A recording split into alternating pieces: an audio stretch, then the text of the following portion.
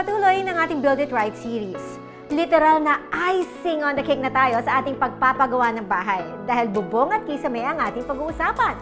Kasama natin ang ating guest host at pambansang bayaw, June Sabayton.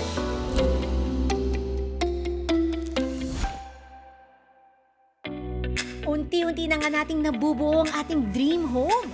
At ngayong araw, ilalagay na natin ng literal na icing on cake sa binubuo nating bahay. Walang iba kundi ang kisame at bubong.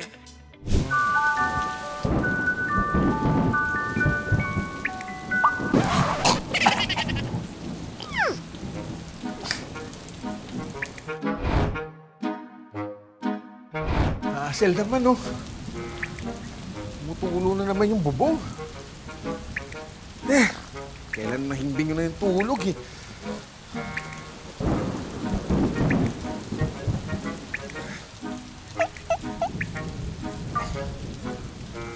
Ako, eh. Yan. Mayahay na naman ang buhay. Makakatulog na ako nito na mahimbing. Ayan, mga bayaw at hipag, ha? Good night. Sweet dreams. Mama chup-chup.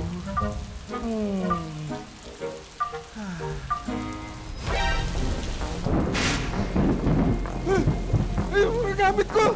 Yung bubong ko, tinangayan ng hangin! Ay, tulong po! Paano ba kasi magtayo ng tamang bubong? Kapag maayos yung bubong natin, it will protect us from harsh weather conditions, especially po here in the Philippines, na yung klima or temperature natin naglalaro sa mainit tsaka malamig. Ang mga parte nito, of course, is the framing. Importante na maayos yung framing, na design ng maayos ng ating structural engineer, and doon na papasok yung covering. Yun na yung mismong metal sheet roof natin. Or it depends kung tiles ba yan or clay. And then doon na papasok yung fascia, doon na rin papasok yung gutter, flashing. Yun na yung different areas natin at protection sa leaks. Nakatutulong din ang roof eaves o yung outer section ng bubong. Hindi lang para maiwasan ng direktang pagtulo ng ulan sa ating mga pader, it also provides partial shade against harsh sunlight. May iba't ibang mga materyales din na pwedeng gamitin para sa ating bubong.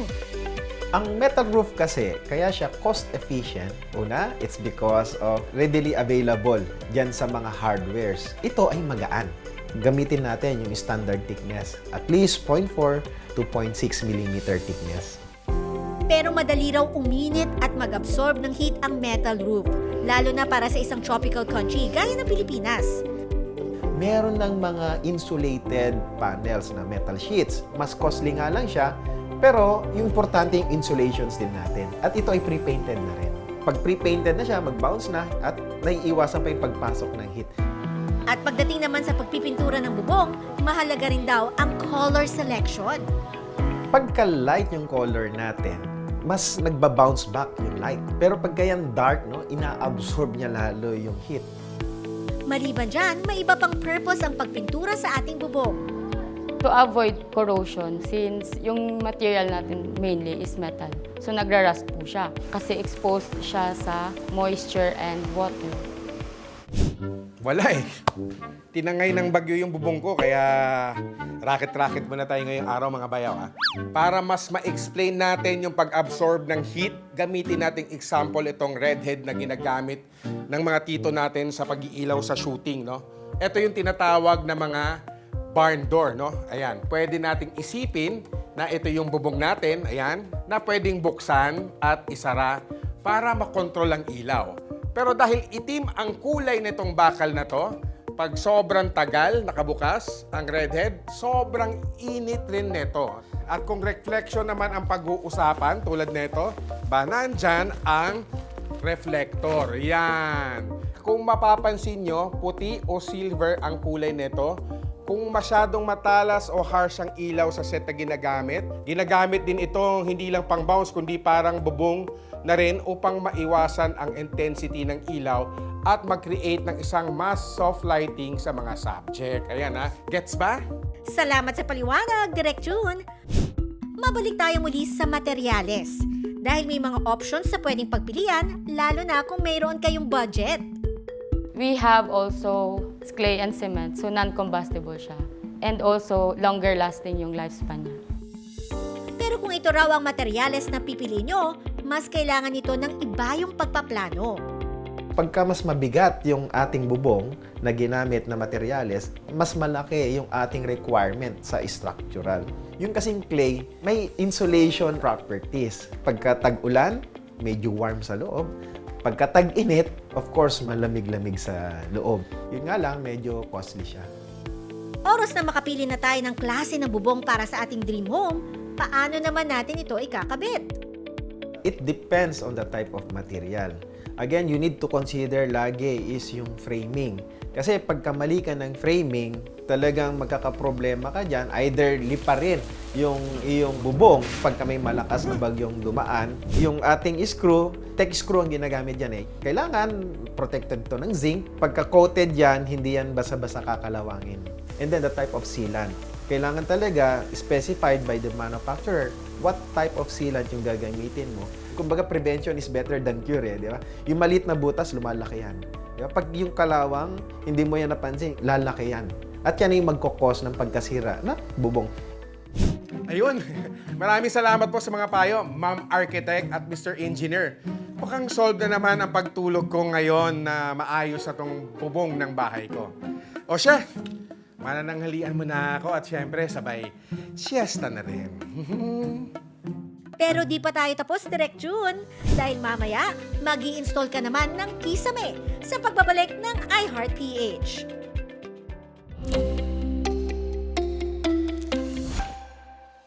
Paano nga ba magiging matibay at dekalidad ang ating mga bubungan at kisame? Ano ba ang payo ng ating mga eksperto dyan, Direk June?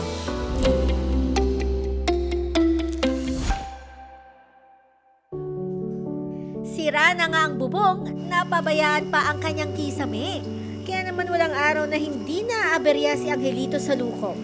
Dahil maaraw man o maulan, halos lahat na elemento na ata ng kalikasan ang pumapasok sa kanilang bahay. Kahit lagyan mo ng mga pandikit, hindi na kinakaya kasi ano na yung yero eh, sobrang nipis na eh. Sinubukan namang tapalan ni Angelito mga butas at sira sa kanyang bubong at kisame.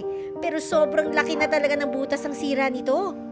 Sa sobrang lambot na ng nipis ng yero, hindi na rin kinakaya. Bali, kinain na ng tubig yung sa kisame. Siyempre, sa katagalan. Lahat ng bahagi ng bahay ay may kanya-kanyang papel na ginagampanan para protektahan tayo at ang ating pamilya. At ang katandem ng ating bubong, walang iba kundi ang kisame. Ang kisame, no? Yan din is another layer of protection sa init. Kasi pagka wala kang kisame, imagine, no? Roof na yan kaagad. At pagpatak yan ng init, ay talaga namang ma-absorb kaagad yan sa loob ng bahay. Another thing is the noise, no? Reduction. Pagka umulan, dinig mo kaagad yung patak ng ulan, maingay, hindi ka komportable. Bukod sa added protection, napapaganda rin ng kisame ang overall aesthetic ng tahanan natin. Nagsiserve din siya nga as a barrier between roof and sa loob ng bahay. And also, ito rin yung nagko-conceal sa utilities natin like electrical wiring, plumbing pipes. Kala ko pa naman makapag-siesta na ako. May mga kailangan pa pala akong bilhin para sa kisame. Sadali nga, matawagan nga si... Ay, hello po. Opo, architect, si Bayaw po ito. Opo, andito kasi ako ngayon sa hardware. Ano po bang magandang materyales na pwede naming gamitin sa kisame? Simulan natin sa wood. It is given up po na durable yung wood. And its versatility po, na nag-a-adapt po siya sa kung anong function na nasiserve niya. May PVC panel din po tayo, which ngayon po is ginagamit na rin for ceiling material. It has a water and moisture resistant din po as its property. So next is we have fiber cement board. It is a mixture of cement, cellulose fiber, sand, and water. Itong composition niya po, ito po yung nagpapa-water resistant and fire resistant na din sa mismong material niya. Which is mas okay siyang gamitin sa ceiling natin. Last is gypsum board. Yun po yung usual talaga na ginagamit sa ceiling ng mga bahay natin. For cost efficiency and affordability din ng material. Ayan, nakabili na ako ng materyales para sa kisame. Pero, paano ko ba ito gagawin?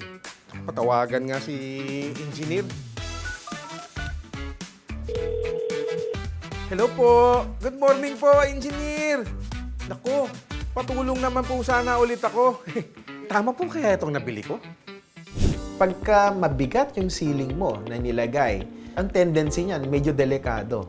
Pagka mali ang framings niyan, di na-compute ng maayos, maaaring malaglag yan. Hindi komo makapal, ayun na yung gagamitin. Lighter is better. Ayan, mukhang buo na ang bagong bubong at kisame ng bahay mo, Direk June. Salamat sa tulong nila Architect Jonah at Engineer Clark. Are there any last tips for our viewers? Magpa-consult talaga tayo sa proper professional. Yun yung first. And then second is yung pagpili natin sa material ng bahay mismo. Since nagpa-consult na din naman tayo sa proper professionals na involved sa bahay natin, yung durability and cost efficiency na masisave natin,